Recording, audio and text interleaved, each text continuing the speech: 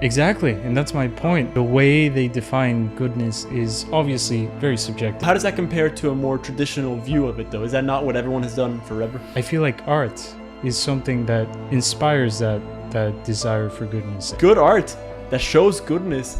You don't have to be left or right-leaning. You don't have to be religious or non-religious. You could recognize goodness and still appreciate it without it being pandering or lecturing. Stay true to virtue and to doing the right thing. And even if it looks ridiculous. Evil is not a thing. It's a deprivation. It's a privation of the good. Maybe there's an argument for if you have a faith that you're convicted of, you kind of have a responsibility to share it if it means that.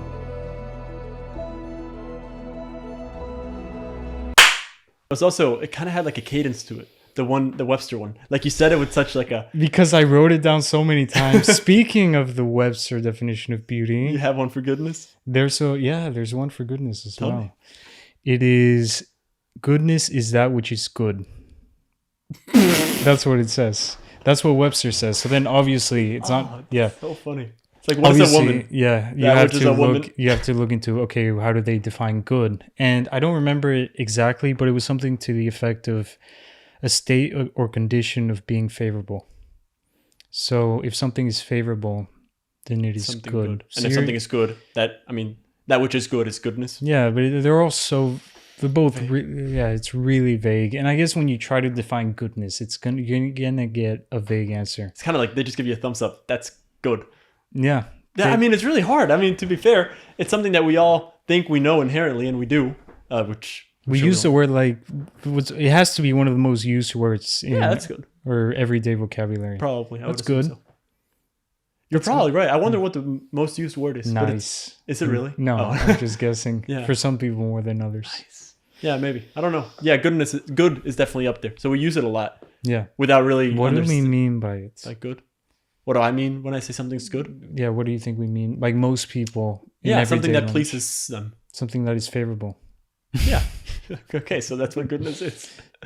But, so I guess using the Webster logic, you can use them interchangeably, favorable, good, because that's just kind of the way they go about it. Yeah, but favorable is so relative. Exactly, and that's my point, that the way they define goodness is obviously very subjective. Like the way that Webster defines beauty is very subjective. Can you remind us the Webster definition for goodness? That which is good. No. Sorry, I meant beauty. Okay, it is the quality or state of pleasing through the senses or pleasurably exalting the mind or spirit. So they use pleasure for it's goodness. A quality or state in a person or thing that is pleasing to the senses or pleasurably exalts the mind or spirit. So it's referring to the senses, but it's still like referring as pleasure to the senses. So similar to goodness, is this something that pleases? Is that the connection you were making? No, I was just making the connection. The connection. Man, I can't speak. I was making the connection that they are both subjective. That's kind of what I was getting at. They're both very subjective. And the thing that makes it subjective in this definition is that which is favorable? Yeah, I mean, if you can come up with an objective understanding of what's favorable, I'm just speaking in our everyday life, the way people use favorable. Nice. Yeah. What do we mean by favorable? So I kind of saw that there's probably two main ways when we talk about things being favorable for you as a person. Two main ways that we use this word. I think one of them is I think for both of them, it's mostly a societal consensus. We all agree on when something is good for you, good for a person, good for personal development or whatever. So, but then another one, and the one that I feel like is interesting because it wasn't as common before, and I think it's always been part of our world. The whole ideology of today, like if it feels good, do it. If it feels good, it feels nice. I think that's how most people would use the word today. Like, I don't know. No, I don't. You don't think so? I think that's what that's good. It's like, hey, that's good, and they're talking very subjective about that. Something that pleases them. I think with certain maybe more trivial things, like we talked about our preference for like Domino's better than Papa John's, like things like that. But when I'm talking about like morals, I think most people would use society. Yes, it's like at least in the Western world, for sure, we have kind of an altruistic, you're a good person, if you are kind to people, if you think less of yourself, and if you are very tolerant of people and very accepting. maybe that one goes more into the hedonistic one, or the if it feels good, do it. But yeah, that's one of them. But I think you're right. It focuses a lot on the goes society. into both. But it's also, I think, we have more in society now to allow to like diminish our judgment of others' perceptions of what goodness might be.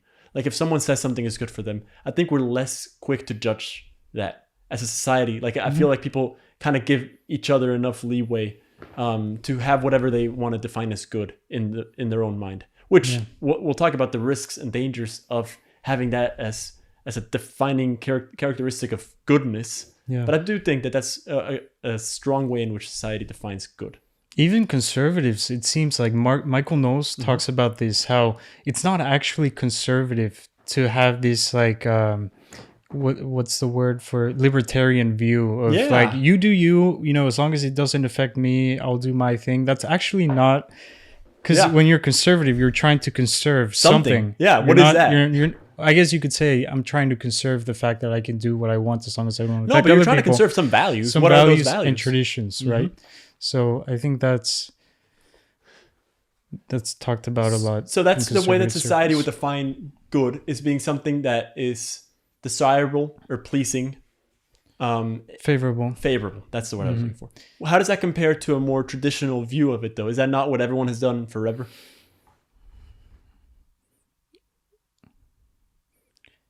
Well, I think with the whole favorable kind of the if it feels good, do it side of it, it's definitely more of a minority when it comes to the extremes. When you're talking about like very, I don't know, strong values that could affect your lifestyle, like big changes in your like the whole transgender movement and all these things. I think that's very radical for most people. Most people, I think so too. Especially nowadays, people are talking more about, okay, that's a man is a man, a woman is a woman. So, but it's definitely growing. I feel like that minority of people that take it to the extreme of everything in life, if it feels good to me, I'm going to pursue it. And it's probably what's You think that good. that faction is growing? The people that would take that as a relative, like goodness as a relative? I can see how it can exponentially grow. I mean, I can see how I can see the appeal of it, definitely. Yeah, it feels good. And it's also, it gets you off the hook for having to know what's good. It's just like, hey, I'll do what I think is good, but I'm not going to claim to know what's good. So you do whatever you think is good, and I'll do whatever I think is good. And we'll all go our separate ways. And as long as we agree to stay off each other's back, then we'll be okay. So I think that's a very, like at surface level, is very appealing. It's very easy to see why someone would take that position. And I have seen and felt it grow. Now, I don't know that it'll keep on growing because rubber hits the road at some point. And like at some point you have to know, like, and we talked a lot about this in the last episode on truth. Like there is a truth. And like you could have your truths and their truths, but at some point you're gonna crash into a wall that is true, you know. So there's always truth at the end of the day, and I would say that even if we feel like it might be growing, I don't know that how much it can really grow. That feeling of relativism in sense of goodness. I think a more traditional view of goodness, as opposed to what we're talking about now, in our modern understanding of goodness, would be something that just fulfills its nature. Our modern understanding? No, that's a traditional. More traditional view of goodness would be that which fulfills its nature. That's what the philosophers say, and I do want to get to that, but I was just trying to understand the way we see it today. We don't have to get into the philosophers right now. I want to go to the jungle. We call it the Aquinas metaphysics jungle. Yes. We just it's messy, and we're not prepared or equipped. We're not equipped. Qualified to be there. We're not qualified. We don't have our credentials, but we can dabble. We can dabble a little bit. We can try to stay on the trail. Yeah, but we can't go exploring into the jungle too much because we'll get lost. And to be fair to that, like, it's good that we're not trying to too much because we'll just, not only will we get lost, we run the risk of one sounding very stupid or trying to sound smart and just showing our stupidity through that. Yeah. And honestly, when I tried, I started like I always do with these two last ones. I started with the philosophers. I didn't even get through Aquinas. Like that's as far as like I started with Aquinas for this topic, and I just ended with Aquinas. Like I didn't even get past that. It was so dense. And honestly, even within Aquinas, I only focused on one line and one definition that he had for goodness, which we can get into later. But it's just so dense. Like we can't really delve that deep into it after 1 week of study. Yeah.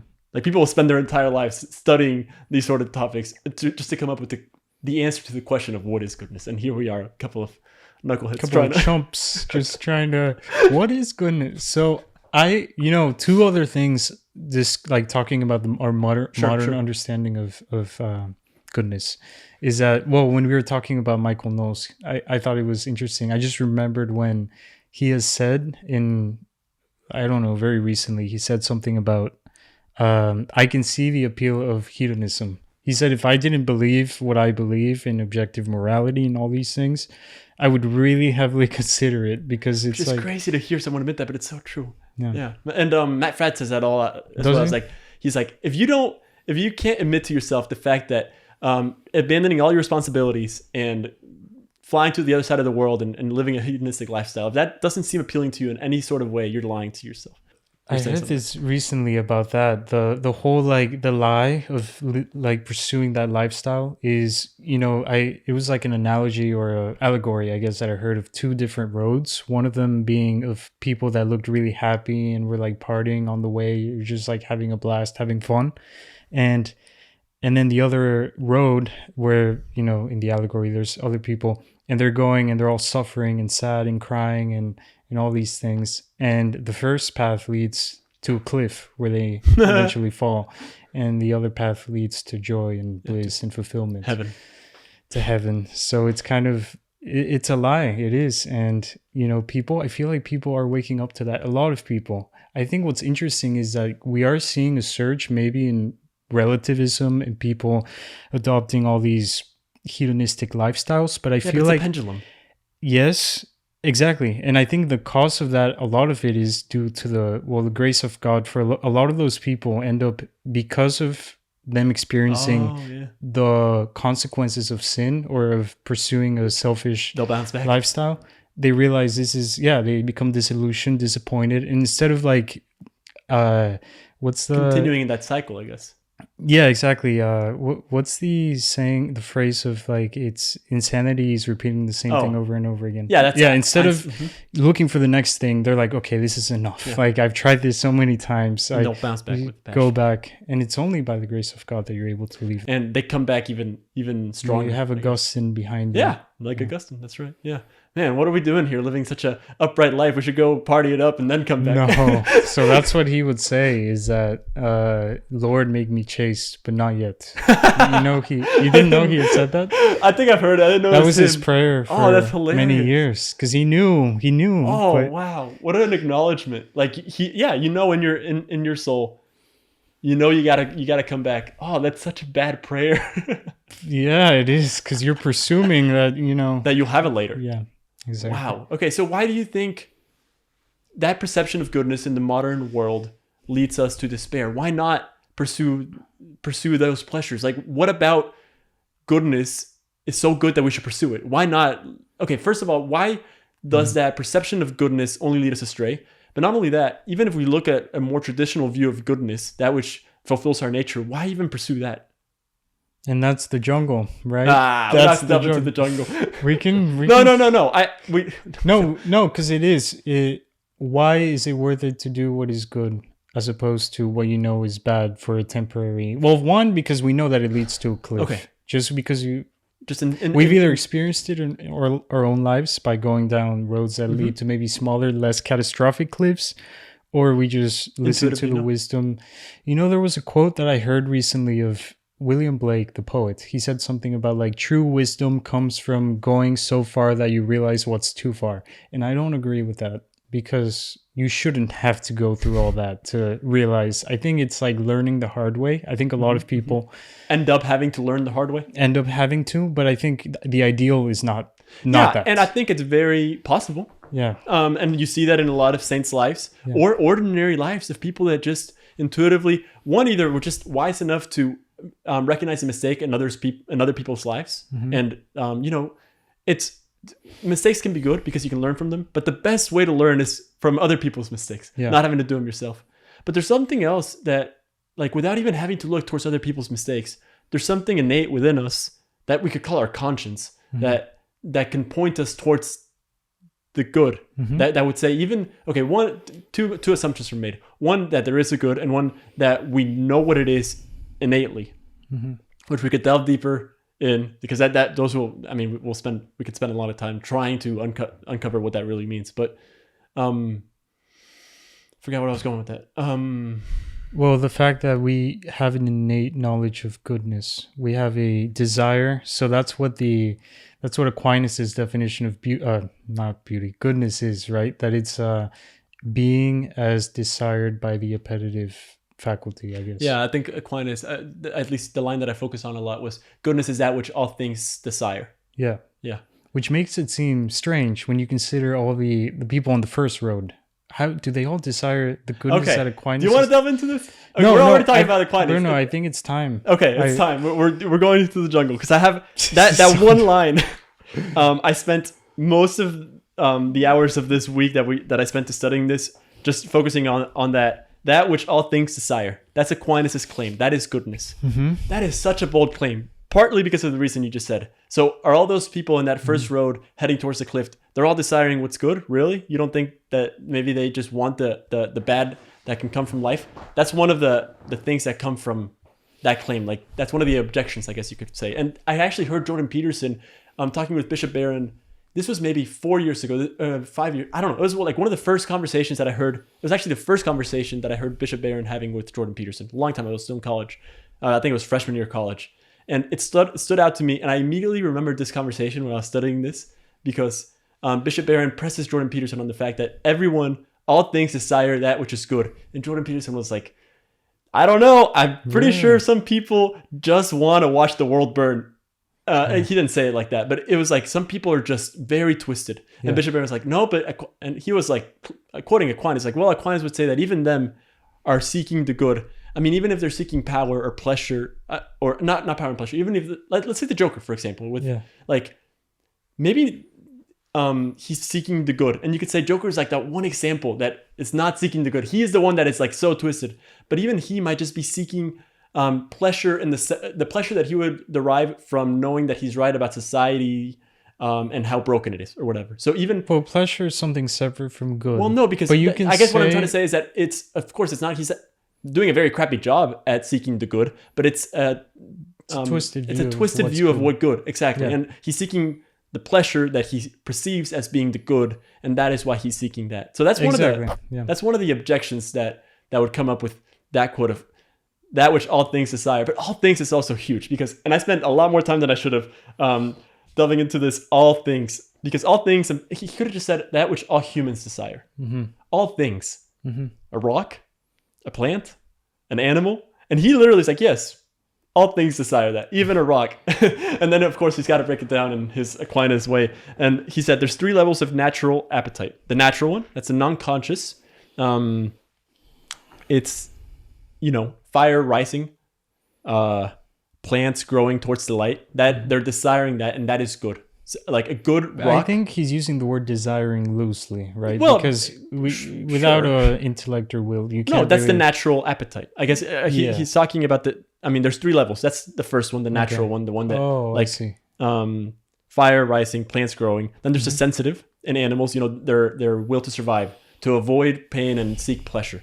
And then there's the human will. It's the rational level, the natural appetite, and that's unique to us. Like we can choose what we perceive to be good, and we might be wrong about it, but we can actually choose. A rock doesn't choose to seek good. It just it is a cohesive, solid body being pulled by gravity. That's a good rock. It's doing rock things. Exactly, it's doing good. It's good rock, yeah. And a good plant is rising towards the sunlight, getting fed by. But we have the innate ability to try to go against that good, or we're still seeking the good, but we can perceive it incorrectly. We have our will, but he does claim that all of creation is ordered towards the good, all of God's creation, and not just humans. And I was like, why does he even make that? And it's not really important. I don't even know why I'm mentioning this, but it's just like, what? He was making a claim that rocks can be good if they are in a stable, cohesive body, being pulled towards the center of the earth. No, I'm gonna reset the camera. I have a thought about that. The whole there's a distinction between the goodness, the transcendental goodness that Aquinas is describing it. I think there is and there isn't, but it'll make more sense after I tell you. And the moral goodness of us, the fact that, I think because you can kind of have the objection of, well, if everything is ordered to fulfill its nature and goodness is defined by you carrying out your nature, then you have the side of, okay, if you just focus on the biological nature, for example, like the rock being pulled down by gravity, then you apply that same logic to human doing things that are natural to you, right? That would seem like, oh, it's good to do these natural things. But that's an animal. Like there's 3 levels of appetite. Exactly. And that's where moral goodness comes in, which is kind of a subset of transcendental goodness. Just the fact that we have a rational will and we have our intellects. Yeah, that's what makes us different from demand animals. That we subject ourselves to them and discern what right reason is to act in accordance to our true nature, which should be derived from that discernment. So there's actually a fourth appetite that I forgot to mention. That's the angelic. It's called the spiritual. It's for angels. Their appetite is to knowledge, appetite towards knowledge. But we don't have to get into it. I don't know enough about it. But I found it funny that he also, there's a bonus one, a fourth one for angels. He loved to talk about angels apparently. Yeah. It's funny. When we got these books, the great books of the Western world, the first book, I forget what it's called, the Syntopicon. And what the Syntopicon is, it's like a list of all the topics, and then you can go to the topic. And what kind of topics? Anything from like goodness to truth to angels. Angels was the first one, and like it had angels, and then it had like a little bit of a paragraph about angels, and then it said anywhere in the collection where angels were mentioned, and it said it in what terms. And Aquinas was like, here's like where Aquinas mentioned angels, and like they'll list it out. But I found that funny. Okay, but then someone can ask, how can we say that we all desire the good and still sin? Isn't that similar to what Jordan Peterson says? We always quote Jordan Peterson. That's fine. That's what we know. We've watched him a lot. I guess so. I'm surprised myself sometimes because I really don't watch him that much. I watch him. He's just inevitable. But it reminds me of, because you just said, if we desire what is good, why do we sin? Because I feel like I've heard him say multiple times how if you really know what's good, or if you really believe that you're pursuing the good, you wouldn't ever deviate from it. That's true. Isn't that I think that's right. Yeah. The issue, which is the same thing, the same issue you're raising. Time out, sorry. Let me make sure I understood you right. You're saying if we truly understood the good, or if we truly knew the good, or if we truly sought the good? I think, I'm sorry, I wasn't clear. I think he said if you truly wanted to do good. I think that's, have you not heard him say that? If we wanted to do good, then you would do it. He said if you truly wanted to do good, you would do it. Does he say that? I don't know if that's true though, because we're fallen natures, and I want to do the good. What you're saying is I don't truly want to do the good. That's what it is. We're fallen creatures. But we could also truly want to do the good, but not know what the good is, and we do things that. Like, how can you truly want something you don't know? Like, I guess what Aquinas is getting at is that we all desire to do good, whether we know it or not. Yeah. And there's some examples, and you could let's say even something immoral like stealing. You could see some examples in which someone would steal for what they believe is a good reason. Hey, I'm starving. So their perception of the good is to steal. Like even in an immoral act like stealing, in their perception, they're doing good. Like everyone is seeking good. It's because I'm hungry and I'm trying to feed myself. Or like, say in a fictional example like Thanos in the Avengers movies. He is the villain, but he in his mind is seeking the good, to bring balance to the universe. Or even someone like Hitler. Like in his mind, he's the hero of his own story. Like he's trying to do good. He's just very, very misguided about what that good is. I think that definitely applies. It's the whole idea of, I guess, movies nowadays trying to empathize more with the villain, right? And try to see where they're coming from. And that can be true. I think you can kind of deceive yourself into rationalizing why the evil that you do is actually good. And you might not even want to. Maybe you truly think you're doing the evil. Like the Joker. Like he thinks he's just an agent of chaos. But he's still trying to do the good. He just doesn't know what that is or even acknowledges it. Well, I think maybe, I don't know. That example. It sounds weird to say Aquinas would say about the Joker, but I think what Aquinas might say is that the Joker is choosing to do evil. He wills to do what's not good, but he views that as a good. He thinks it's good to do what's not good. Yeah, so it's kind of... That's right. And he might say, no, I don't think this is good. I'm doing this for evil's sake. But Aquinas would say, you can't do evil for evil's sake. Like, you're always doing it, even if you don't mean to, seeking the good. And that was the hiccup that Jordan Peterson and Bishop Barron were having. And I don't know what the conclusion was, but I found that, like, before I had heard or read any of this, and I was more inclined to believe Bishop Barron because I'm Catholic. But what Jordan Peterson was saying seemed very human. It's like, you could really get into the mind of some really evil, twisted school shooter that is like, I'm just doing this like as like cursing God. Like, I just want evil for evil's sake. But Bishop was like still pressing, like, no, they want what they perceive as good. They're just so misguided about what that is. Should we continue with Aquinas? There's more to that quote. Yeah, no, there's so much. Oh, okay. He also equates goodness with being itself. So, like, just like he does it with beauty and with truth. He heavily equates goodness with being. He claims anything that exists is good simply by the fact that it is. And this gets into, you could get that from the Bible in Genesis. But he then claims that evil, and I love it. This was my favorite part about all of what Aquinas got to, is that evil is not a thing. It's a deprivation. It's a privation of the good. It's not a dualist battle between good and evil. Evil is simply a privation of good. Same with darkness to light. Like, darkness is not a thing. Yeah. It is just the absence of light.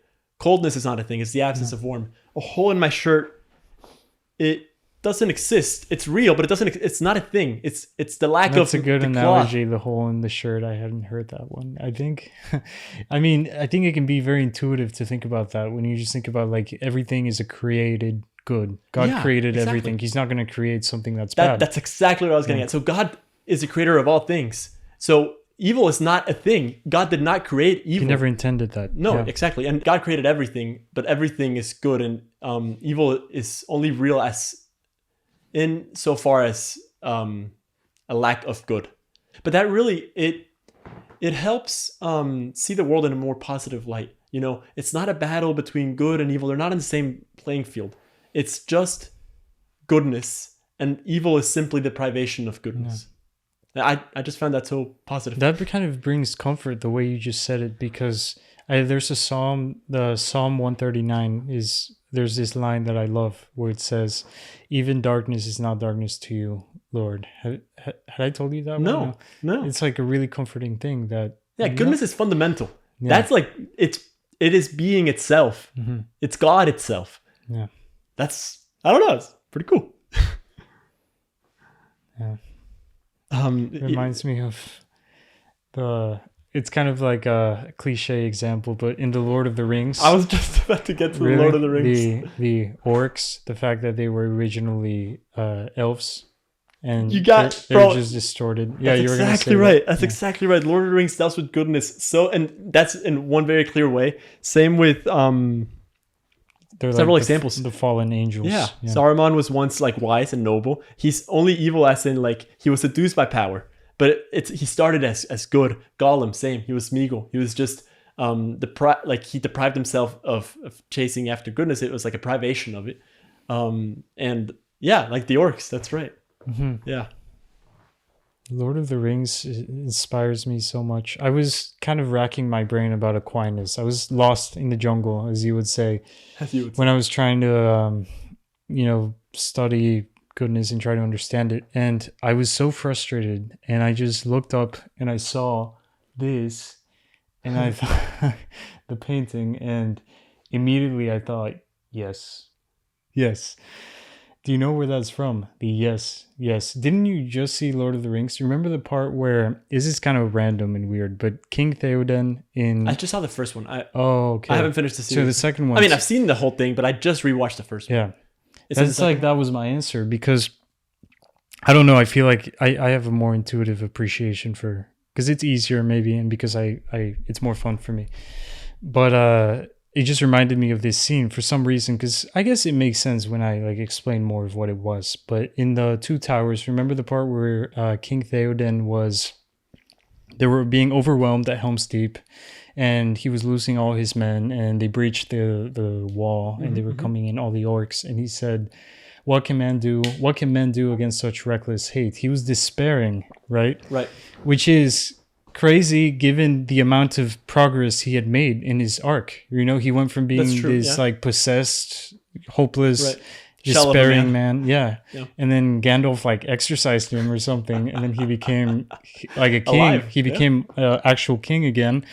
And then he acted more with virtue, and then he kind of came back to this despairing and like, what can I do against such reckless hate? And that's when Aragorn tells him, ride out with me, or something like that. I don't remember the line. And you can see the light in his eyes, and the beautiful music begins to play. And I just got that image with this painting, because that's what like pursuing virtue is. It's saying yes, and not giving up hope. Yeah. You should probably explain the painting. Yeah, that would be useful. So it's called The Choice of Hercules, and it's by Shaftesbury, which we talked about before. I didn't realize. When we talked about that in Beauty, I didn't realize that was the commissioned. artist. He didn't paint it, but he commissioned it. I got you. Yeah, he was like. I don't know anything about Shaftesbury or who he is, but I don't know that much either. I know he was a very famous political figure and philosopher in the 17th century, but. So anyways, he commissioned this painting, and it's The Choice of Hercules, right? So it's like, I think it's based on an allegory by the same name, which is takes place in like a forest that like a young Hercules kind of stumbles into. And it's kind of right when he's starting to get into adulthood, and he's approached by these two women. On one side you have virtue, and on the other you have vice, right? So you figure out which one is which. Yeah, I think it's pretty self-evident. But... right, the side of vice provides all the comforts and luxury and indulgence of this world, and then the side of of virtue is pointing up the mountain. Pointing up, to the mountain. And I think in the allegory, she tells Hercules like this: if you follow me, your life is going to be hard and full of suffering and all these things, but you're going to be rewarded with eternal joy and fulfillment. And that's beautiful. You thought about this with the Lord of the Rings. Yeah, and actually, this is what led me to think of that. And it was the opposite. It was like it ties in. I'm not just being random. It actually ties into perfectly somehow. No, I have a few ties to it, but you talk. Okay, to the desiring of goodness, because I feel like art is something that kind of how do you say inspires that desire for goodness at different moments, because you kind of lose sight of it because of human weakness. And Aquinas, have you heard about the 4 wounds that Aquinas writes about? He says that because of the fall, of the fall, all men are have to deal with these 4 wounds. Okay, no, I haven't heard of it. And I forget exactly what one of them was: malice, then weakness, and ignorance. And the fourth one, what was the fourth one? Concupiscence. You actually got all 4. Yeah. That's pretty cool. So those were the 4 wounds. So we get blinded. So we need to be reminded of that desire that we have for moral goodness. And so that's what this does. And it's like, it just made me think like all of that study on Aquinas and the jungle and all that, that's good. That's good. Yeah. But art can really bring forth the reminder. Art can bring forth that. And it's like, I lose sight of why... Like, yes, what is goodness? Let's understand what goodness is, but let's recall goodness, and why is goodness important? Why should we pursue goodness? And when I see that, it tells me all of those things with just like a King Theoden's yes. And so, that's so cool. And I think it's so accessible, because we all intuitively, I mean, if we consume the right art, which is why it's so important to watch like the art that you consume, like we could like, even without us consenting to it, be like like engulfed in good virtues or bad ones, if you not virtues, in bad content and vices, without knowing what we're doing. So that's true. You don't even have to think much of it. It's just pointing towards virtue and goodness. Yeah. And why should we keep on? Because the mountain looks really terrible. And yeah, why does Frodo have to carry the ring up the mountain? That like goodness is so difficult. Like it's thankless and it's suffering, but it's redemptive suffering. It's Christ. Like it's the suffering like that leads to redemption. Oh, that's so And good. it sucks too because we're climbing up the mountain, but we have these 4 wounds as well that kind of hold us back. Oh, I am going to And- bring up Spider-Man. I told you I might. Okay. The second Spider-Man, like that's literally all that movie is about. It's like, should I keep going and doing the good even though it's so hard and my personal life sucks and I can't keep a job and I can't keep on with my studies and I'm losing the girl I love because I'm just pursuing goodness. And like when he tries to let go of his responsibilities as Spider-Man and like avoids trying to do what he knows is good, he feels happy for a little bit, you know, but That's when the dancing clip no, that's the third happens. movie. Oh, Yeah, okay.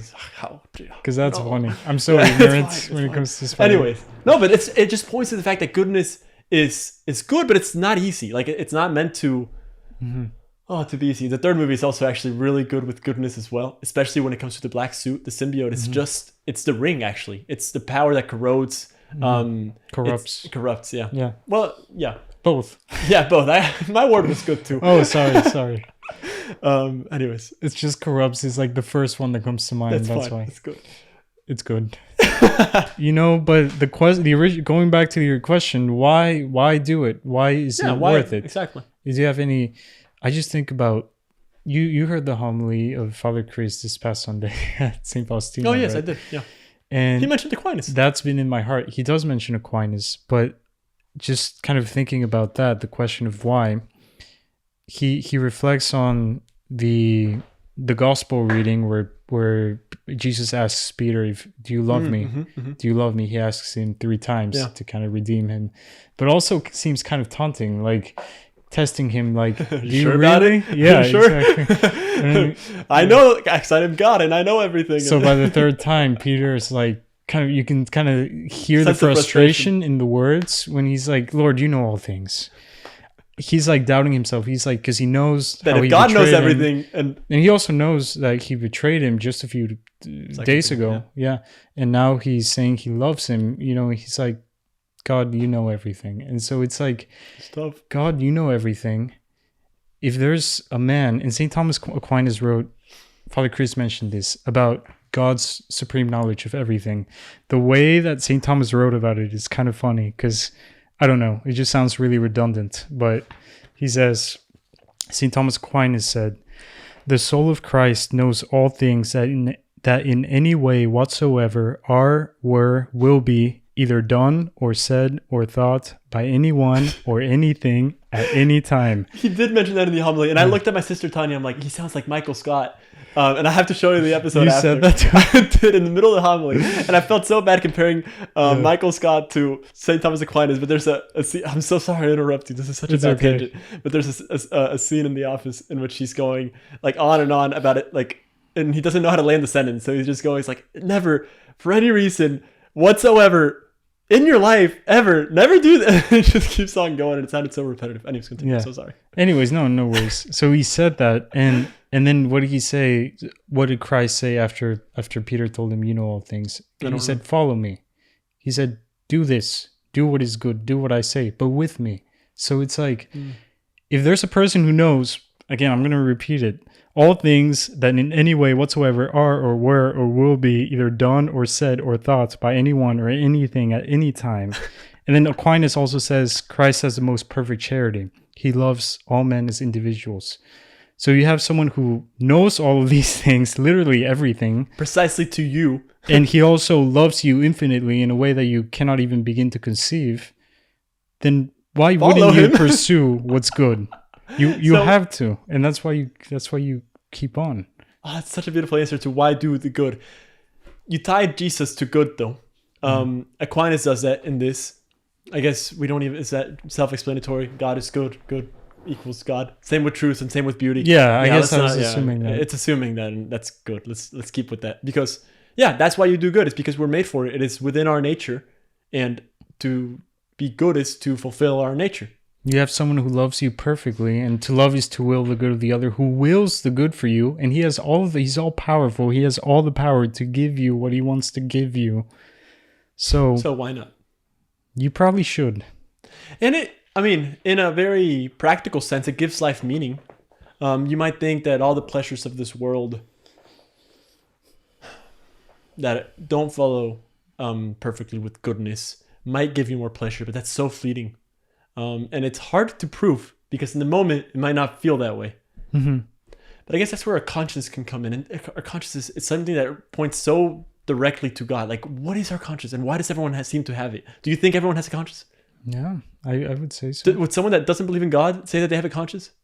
Yeah, it just becomes kind of, so it's the whole, I think the four wounds become, what's the word? They become accentuated more, or they affect you more, the more kind of, I don't want to say ignorant, but the more kind of lost you are, I guess.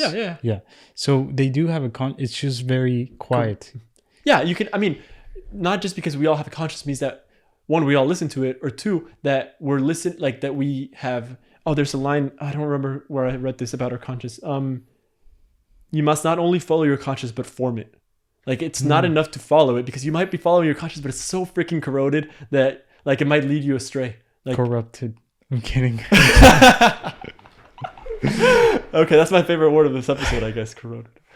Yeah, but it's kind of funny that I don't know this. I haven't asked many non-religious people if they believe they have a conscience, but I feel like it's kind of like a societally accepted thing that, like, that's some, I guess it's same with the soul. People assume we have souls, but what is that? Like, what is like a conscience within our soul? Yeah. And how does it, like, how could someone say that that does not point towards God? Like, who gave you that? What is that little voice inside your head telling you what to do? Yeah. It's just fun. It's the same thing with the whole altruism. I've met the most atheist people, at school, and let's not mention the school. Rice University, and they are so correct about be nice to people. We behave in this way, considerate of other people. Where do those values come from? If not from religion? And you have people that acknowledge and they give religion its due. And they say, no, we did get all this, and I just don't believe in it. And they see it more as like a fairy tale, the same way that's like helpful for society to flourish. And I think, I mean, even Richard Dawkins or someone like that, I don't remember who it was. I think it was him that said like Christianity is good insofar as it can keep people in line. You don't have to believe it, but you could act like you believe. I think recently he said that. I like a cultural Christianity, right? Yeah, he's gotten a lot of flack for it, apparently. Yeah. And now he's trying to backstate it, I think. I don't know enough about him. I was going somewhere with that. You were saying something about people being... You said people can... People that you met at Rice, they can either give praise to like Christianity or religion or what other... No, I think it was more like the way they acted because of the way our society is structured and the kind of norms. Yeah, okay, so they might give religion its due and be like, yes, I'm like this because of religion, but I don't need to believe it. But I assume there's others that would claim, I don't need religion to get at this. I just intuitively know. But even that, intuitively, like, what do you think? Like, it's within you and it's within everyone at all times? Or, like, could you be wrong? Or where do you think that came from? That has to point towards God. Look at the world before Christianity. Those people, they had that little voice that you have? I don't think so. I don't know. Well, I'm sure it did, but they didn't have anyone to guide it. Maybe. Yeah, it's kind of the same thing. If you get kind of, it gets kind of, it gets corroded. I love it. But yeah, we owe a lot to Christianity, I think. I think so too. I would say so. I don't know though. So I think my definition, if I can propose a definition to goodness, is it better than Aquinas'? give it to me anyways. Is goodness is that which makes you say yes. That's so beautiful. Gosh, you outdid yourself. I don't have a definition for goodness outside of Aquinas'. It's really good. It's a good definition. You look at the scene. It sounds weird when I say it out of context, the yes, but it was the moment where kind of he had his arc was, I guess, brought back. Yeah, the progress he had made. Yeah, like yes to goodness, even though it's difficult and even though he's gonna die. And what's interesting is did he die? No, but he didn't know Gandalf was coming. It was so beautiful, that whole scene, because Aragorn tells him. So Theoden, whenever Aragorn tells him, "Ride out with me," Theoden says, "What, for death and glory?" So he's still thinking about himself. He's like, "What good? What can I get out of it?" And Aragorn tells him, for Narnia. no for wow, now all the Tolkien like nerds are I gonna don't know. get They're on gonna come after because you. I can't think of the name of his it's not Gondor, it's like the Don't look army. at me. the I haven't read the specific books. I've the only- specific like army that Oh, Theoden okay. is. Rohan. Everyone says for Rohan. And then you see the light in his Theoden's eyes, and the music begins to play. And then Gimli says, the sun is rising, which is so beautiful symbolically. And we see that, and then we remember Gandalf's promise. And anyways, I'm just geeking out. No, let's stay on Lord of the Rings because it points towards goodness in so many ways. But especially as I was saying in what Aquinas was saying that I was saying about I was saying that Aquinas was saying. Okay. About goodness being, evil not being a thing, but rather a corruption. I was going to say corroded. Or privation. A privation of goodness. That's the ring, It's disordered good. And Boromir wants it to defeat his enemies, Yeah. He wants it for a noble purpose. Yeah. Galadriel wants it to protect her loved ones. Like you could make your Rationalize. Yes, you could rationalize everything. You could think whatever you're doing, whether it's like what something might be evil, you could rationalize everything for good, like what you think is good. Like you're still always seeking the good. I think that's cool. Yeah. Boromir, you remind me of that point. I remind you of Boromir. Hey, I think that's a compliment. That is a compliment. He I really died- like Boromir. He I had, think he's overly hated. so people say people that hate on him are people that just watch the movie. Apparently, like people Tolkien fans actually love Boromir. I've heard the movie didn't do him justice. I'm only halfway through the first book, so I haven't really gotten to because he's the most human. Aragorn's like just perfect. Yeah, I know. But we can relate more to Boromir. Yeah, I love those characters. And the moment where he falls and he tries to take the ring from Frodo, like props to him for lasting as many months as he did. Not only that, but then kind of coming back afterwards. Well, at least the movie. Well, that's the whole thing. I know. And then Aragorn tells him as he's dying, "You've kept your honor." He didn't say you regained your honor. You've kept he said, it. "You kept your honor." All right, go get the camera. We have to be resetting the camera because we don't have a good recorder, but we'll buy one once. When we get the ad revenue. When we get the ad revenue. When we get sponsors. Anyways, this episode is brought to you by Hallow. Stay prayed up. Stay prayed up. What else on the Lord of the Rings? There's so much, but we don't. Frodo. I want to talk about Frodo. Because it's similar to Boromir falling. He falls at the end. Yeah. Frodo. He was so close and he didn't do it. And I think I like that because goodness, Christ and grace and mercy are still necessary for us to achieve goodness. It was his mercy that saved Gollum, or it was his. What was the line? It was it was his mercy. Whenever Bilbo was gonna kill Gollum, but it was also Frodo that kept. Kept him alive. That kept him alive, and of course, inadvertently, ended up helping him actually destroy the ring. Fate and providence and just trusting, and that's what Aragorn, like there were so many battles where it was hopeless and he's like, right out with me. It was at Helm's Deep. They were going to their death. And also the last battle. And it's like he's just doing the right thing and trusts that providence and God will make everything work out. It's like last video we talked about lying and why you shouldn't, even though you can have 1,000 reasons why. You can see why a lie would benefit something. Yeah. No, stay true to virtue and to doing the right thing. And even if it looks ridiculous, like going into battle with a hopeless cause, it's going to work out. Even if it's not maybe for you specifically. Maybe you die a brutal death. But maybe it's all for the best. Ultimately, yeah. You have to it's hard to believe when you're in that situation, in that position. But that's why we admire characters like him so much, because he knew and he admitted it and he acknowledged it and he went right in.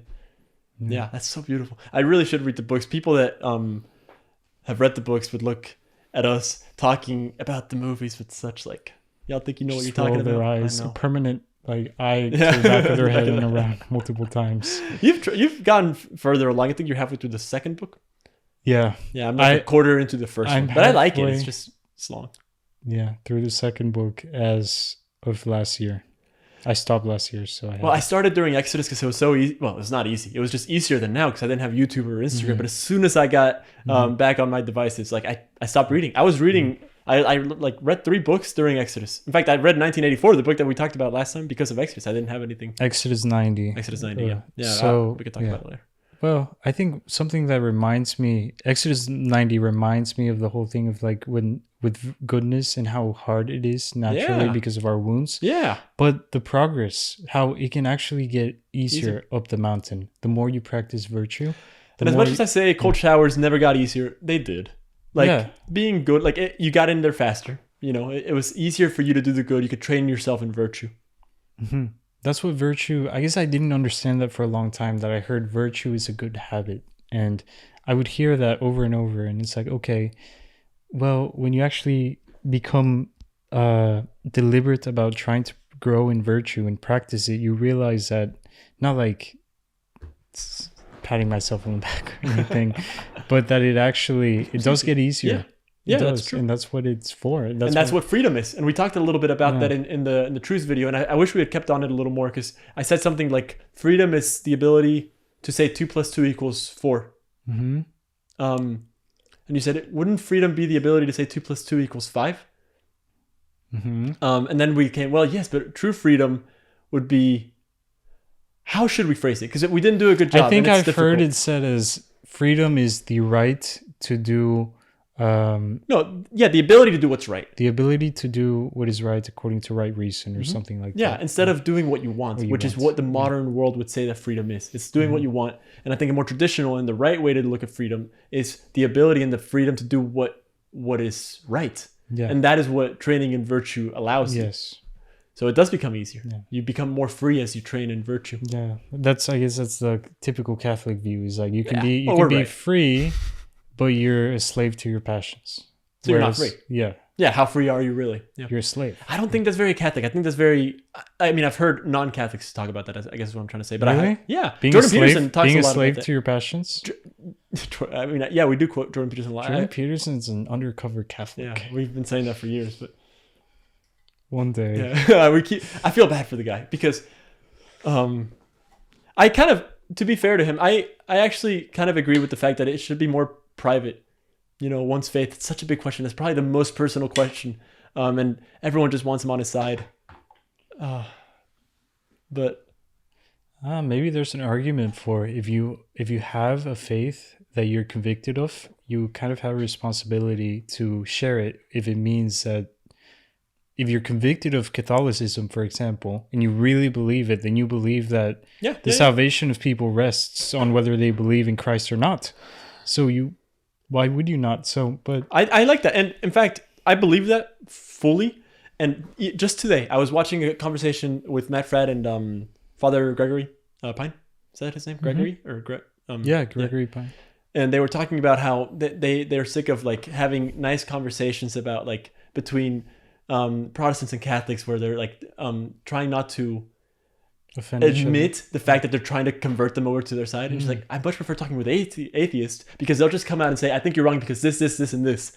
And then it's more easily, like, you're more easily able to just dive right in and be like, well, I think you should be Catholic because we hold more truth than you do. And you're not only going to be more happy, but more fulfilled, and you'll get to heaven, which is cool, you know. But then that I literally started, like, right after I heard that, I have some Protestant friends and some, not a lot of atheist friends, but I would never say that to like a Protestant. Like, hey, I think you should become Catholic. Here's why. Like, and maybe I shouldn't, but what you just said is true. Like, shouldn't I? If I'm really convicted about it, and I think that it's, and I mean, props to Protestants for doing this better than Catholics. I think that they'll like come up to you and be like, you should be Protestant, and then like they'll list reasons why. Have you met Jesus? Yeah, have you met Jesus? Yeah. Good. They should. I mean, if they believe they have the truth, then they should. Like, I appreciate it. That's showing me love. Like, they want me to be saved. I feel like either we don't care enough, or we're just too conflict avoidant. I don't know. I think it's the second. I think we just don't want it's too much work. I don't know. It's hard, and rejection is a fear for a lot of people. again, I was watching a conversation with Matt Fradd and Ben Shapiro, and Matt Fradd was really bothered by the fact that Ben Shapiro did not want him to be a Jew, like to become, like to join the Jewish faith. It's like, why don't you want me in your club? Like like you should want, like, do you not believe that I'm wrong and that joining you would save me? Why do you not care? Yeah. And I mean, maybe that's not. I forget what Ben's argument. I don't remember either. I think he was like, yeah, he's more a libertarian. Honestly, I've noticed that he's very. I mean, Michael Knowles is much more like traditional. Yeah. Well, he's also Catholic. I forget where I was going with that. And it's not necessarily. I don't know that that's implicit to the Jewish faith. It might just be Ben Shapiro that doesn't care as much, and he's up to his head in controversies, and not necessarily controversies, but like conflict every day. So he doesn't need to get into more arguments about faith. He's always pretty friendly in those interviews, and Matt Fradd is very confrontational. He's not, I love that, though. Not in a obnoxious way, but in a charitable way. I think that shows his love. Like his willingness to want you to join. Like, hey, I want the best. If you want the best for someone, I guess. I mean, there's a prudent way to do things. Mm-hmm. How did we get on this topic? I don't know. I don't know what we've been talking about. I forgot. For the past, this is kind of 20 minutes. Yeah, this is better. Well, we haven't talked about goodness in a while. Let's get back to that. If you have more. What's your definition of goodness? So Catherine asked me this right before. So she was driving home from work, and I was telling her, "Oh, I'm finishing up preparing for this video." She's like, "Oh, what are y'all talking about? Like goodness? Like, so what's goodness?" And instead of telling her like something original, I'm like, "Well, I'm mainly going to focus on Aquinas, And I gave her the exact definition. You took her into the jungle. Well, no, I dipped her toes into it. I said, "That which all things desire." She's like, "What the heck does that mean?" Like, but what is goodness? I'm like, "Yeah, that which all things desire." And she started arguing with Aquinas. I'm like, "How dare you? This is what goodness is. Stop it. Stop trying to get my thoughts on it." And now you're doing the same thing. I don't know. Goodness is that which all things desire. I think it's hard to. I didn't come up with an original definition. It's okay. Like you can have a mic drop answer like God. God, that's such. You stole it though. I should have come up with that one. Yeah, but all things desire. Oh, okay. So that's what all things desire is goodness. But you could also say God. Goodness equals God. Yeah. There's that. Can you give me your definition again? I really liked it, but I forgot it already. It wasn't actual. It was just playing. I mean, but can you say it again? I forgot. It was the goodness is that which elicits the yes. Yeah, that makes sense. Just what I meant was like the way I reacted to the art. But you could actually. I agree. You could break that down because if the yes is kind of pointing to that which we desire, that's goodness. That's right. Yeah. That was kind of my little point with it. Yeah. Relax. Undercut. Good painting. Yeah. So the way that we spoke about art leading to beauty or beauty leading to God, I think art can, in the same way what I've been talking about here, can lead to goodness and goodness to God. It's much harder to see that. It's easier to see it in beauty because art is something that we perceive through our senses, and the definition for beauty is something that is, I don't remember, something with the senses. So it's easier to get that. Like goodness is on a moral realm, and that is harder to arrive at through art, or it would seem harder to arrive at through art. I don't know if it is. No, it's not. It's not. Okay. I agree, but it just seems harder to arrive at it because it's not as fast. It's not as beauty. It's so apparent that this is beautiful or that good art is beautiful. Yeah, but it's maybe but not. But it's also really apparent that it's good. Yes, but it's not, I guess, intuitive. Yeah, I mean, when I see the first time I saw Gladiator. Okay. Yeah. I saw that and I was so inspired. And maybe you saw more goodness in it than beauty. Because that's true. Because I guess we're talking we're talking about the same thing ultimately. Goodness is beauty. Sure. But I was so inspired to be good because of Maximus, which is actually an interesting exception. So I've been hearing this recently about in movies back in like just a couple of years ago, maybe 10 to 20 years, more like 20 now, you'd have characters like Maximus in Gladiator. You'd have characters like Aragorn in The Lord of the Rings. I know, I've been thinking that about are perfect embodiments characters of men. perfect. Yeah, they just are just virtuous, good men. They don't have they're not the flawed heroes, The which anti, is yeah, yeah, yeah, the yeah. anti-heroes, which is good. Not So that anti-heroes. There's a word. Sorry, what's like Venom? Is that what they're called? They're called something in comic books. Don't worry about it. I'm sorry. I distracted you. Continue. But I think it's great to relate to characters that have a flaw, and then you have because it's also easier to make a story about them because there's a progression and there's an arc. But there's less characters like Superman, which like in traditional is like this is he's perfect. You know, the world changes. But we need them. We need those characters. We need Aragorn to tell Theoden, ride out with me, and we need those moments of the perfect example, because otherwise, you know, you can't just. That's true. That's so true, and that's actually I'll give Marvel praise for this. I think Captain America was such a good character. That is such a conservative character. Oh my gosh, people don't realize how like Captain America Civil War is literally like I don't remember it well enough to try to make this argument, but you should watch it again. It is like I just watched it maybe a few years ago again, and Captain America is so right about everything. It's like he just has such a like strong moral sense, and he does not budge. Like this is good, and I don't give a shit what you think about it. This is good. Like don't tell me to move. This is still good. Good is good. Like no matter like if the world changes around you, you don't change with it. Like you're good now and before, and good is still good. You know.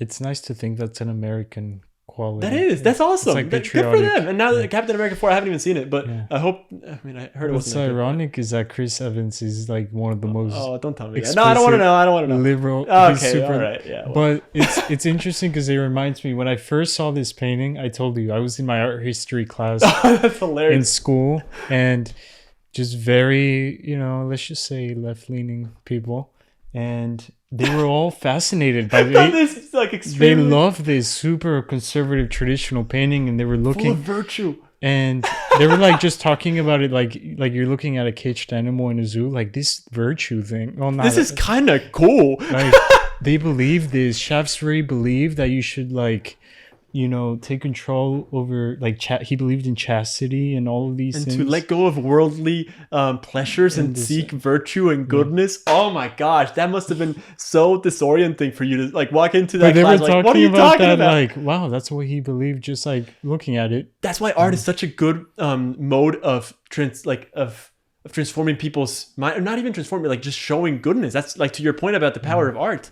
Like good art that shows goodness. You don't have to be left or right leaning. You don't have to be religious or non-religious. You could recognize goodness and still appreciate it without it being pandering or lecturing. Yeah. Because we're so attuned to when something is like trying to teach us a moral lesson. But when you're just showing goodness, I don't know why it got tiring and when Hollywood stopped showing characters like that. Like, and I really appreciate a morally gray character in which we see their faults and it's very human and you can relate. Because we relate. But it's so cool to see like something to aspire to.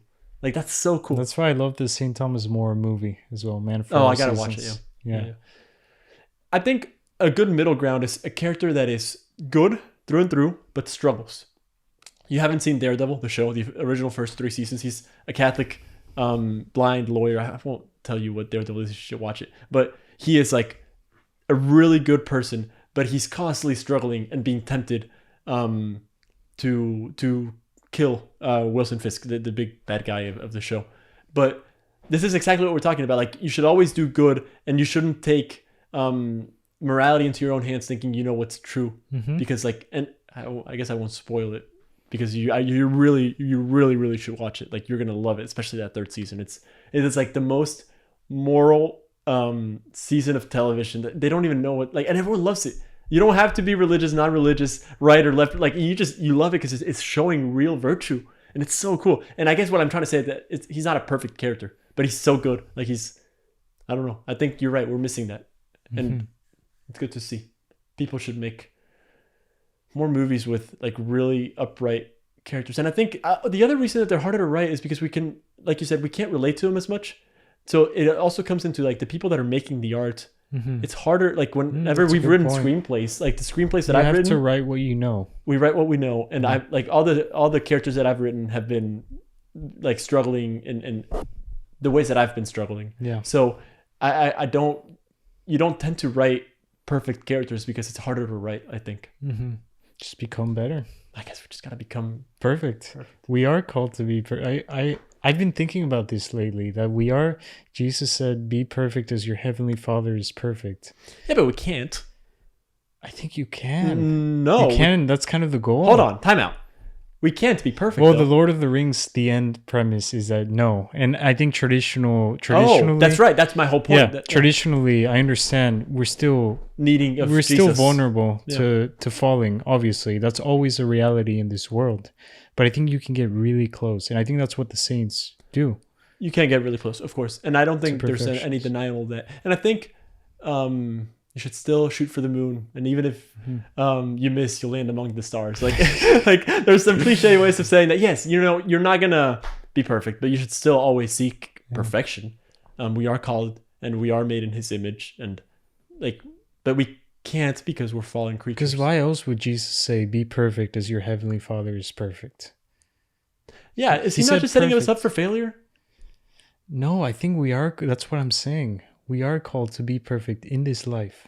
And okay, so then we're not necessarily in agreement because I'm not sure. But I'm not saying you wouldn't be vulnerable. Even like whenever I think Saint Francis of Assisi would give sermons, before he began every sermon, he was a saint that he got the stigmata. He was a mystic and pretty good guy, to say the least. Some would say. Yeah, he was up there, and he would say before he would like do a confession. In front of everyone, he would confess his sins before he began a sermon, and he would say, "Do not." Basically, he didn't want people to idolize him, to see him as more perfect than he was. So I think he would often say, "Do not." The word wasn't idolize, but like, do not look up to me in this way. Like, do not idolize me, for I may still become a father or something, bear a son. Or something like that. Yeah. And that's bold. So that kind of goes away against what I'm saying, but I think that's just from his humility and his understanding. Isn't it so annoying when people are so, not in that sense, but like when we were doing Exodus 90 and we're over here struggling with everything and someone's like, I struggled with looking at emails a little bit too long. Yeah. Or, I missed my nightly examen one time this week. And I'm over here struggling with half the things on Exodus 90 and I can't get off YouTube. It's like the kid that gets a 97 and it's complaining to us and we got like a 70. I can't believe this. Yeah. But that you become more sensitive to your faults, the more I think they actually mean it. They're not trying to be I think that's true. And they're genuinely just frustrated with where they do lack of perfection. Yeah. I don't mean to say that Jesus was setting us up for failure by saying that. I think you're right that we should be perfect as His Father is. But I guess maybe I am saying that He's setting us up for failure. We can't. I think there's saints who basically were. Well, only Mary was the only human that was sinless. No, I mean, you can venially sin. There's saints that never, like by the end of their lives, they weren't even venially sinning. I think that's the goal for everyone. Oh, then it's original sin that she was, that she avoided. But she I guess in that sense, we're never perfect because we still have original sin. I don't know enough theology to be able to. Well, no, that's why you're baptized and then you're cleansed from your original sin, but you still deal with the ramifications of it. But was Mary tempted? No, Mary was conceived without original sin. I guess that's a good question. No, I guess she was tempted, but she had enough grace. Yeah, she was full of grace. We don't know enough. You're sounding really ignorant right now. No. The people can understand that we are just two fools trying to understand things, and we're not theologians. We're just two college students two people that studied engineering and finance and entrepreneurship, and we're now trying to get the education that we thought we should have gotten in college. But we don't know this. We don't know this. It's okay. I was getting something with Mary. Oh, but no. Okay, I don't think we can be perfect. I guess that's what I'm trying to say. So the thing is, I've been telling you to listen to Father Ripperger. And I will. He talks about this. Okay, I'll listen. That's where I'm kind of getting this. Okay, we can stop the conversation about this and pick it up later on perfection because I want to listen to it. And I'm sure that we're going to be running around in circles. Mm-hmm. But he says you should get to the point where you stop even venially sinning. That's the goal. I agree that we should. I just don't know that it's possible. He says it's meant to be that way. That's what you I agree. But like before the fall of Eden. What I'm saying is... What? Before the fall of Adam? No, forget right now, you. If you Okay. practice virtue enough and you pray enough and you become closer, in a closer union with God, and you become Him to the point where, you're just Okay. going to progress in the spiritual life so much that That you can you avoid do sinning try fully. to become perfect. Yeah. Okay, look, my instinct would tell me like that's not possible because of like how We've been weak brought up. we feel, you know. Yeah. Well, no. Yeah, of course. I'm not. No, but what you're trying to say is like me, I can be perfect. Yes. And I don't believe like it's hard for someone to believe that. Like you know yourself, you know? But it's very nice to hear. That And should maybe be the I can goal. come to believe that, you know? Yeah. Because that's what we're called to. And I do believe that. I believe we are called towards perfection. I just don't believe that it's attainable. Mm-hmm. But maybe it is and I just don't know. So anyone that goes straight to heaven is No, that no, way. Not necessarily. You Because don't they have couldn't- to be purged from anything. No, I know. And I guess you're saying that they could, like, the goal or what you're saying is possible is to be perfect at any point in your life, not throughout your whole life. Yeah. Yeah. Okay. Then yeah. That's then, what I'm saying. If you die Yeah. when you're perfect, you go straight to heaven. Mhm. And I guess I believe that there's some people that go straight to To heaven. heaven. Yeah. I don't know. I've So never they thought can't about have this. anything. They can't have. Also, I don't know how people get away from the concept of purgatory. It seems very intuitive to me. And I guess it's only Catholics We're that. gonna get into this. No. We don't have to get into it. I Yeah. just. It just. Like so if we're going to heaven, it means that we're Mhm. with God united fully, like cleansed, Spotless. spotless. But we don't die spotless ever. No. I mean, you're saying that we could. But I maybe mean, not. Yeah, okay, yeah. I just no, said I no, know, but I get what you're saying. So yeah, purgatory seems like obvious. Duh. Maybe not. I don't know. We don't have to get into. I don't know enough. I don't know enough either, but I know C.S. Lewis as well believed in purgatory. Yeah, he was a Christian. He was a Protestant, Protestant, evangelical. He You was gotta Anglican. read. You got to read his book on. Is it the Great Divorce? Yeah, Yeah, really. I read it in high school. I don't remember it enough. we to can talk do a about it. video on it. We can should. read it That and was a talk really about it. short book that we could get in a week. Yeah. Like we could read that in a week and analyze. Oh, that'd be really cool. We should put Let's that add it. soon. Yeah, let's add it. I'm tapped out with goodness. I don't know what else is good and what's bad. What is good? What is bad? No, I know what's good. This is good. To be fair to people that use good in a very trivial sense, Yeah. it's because they have an intuition about what good is. Mhm.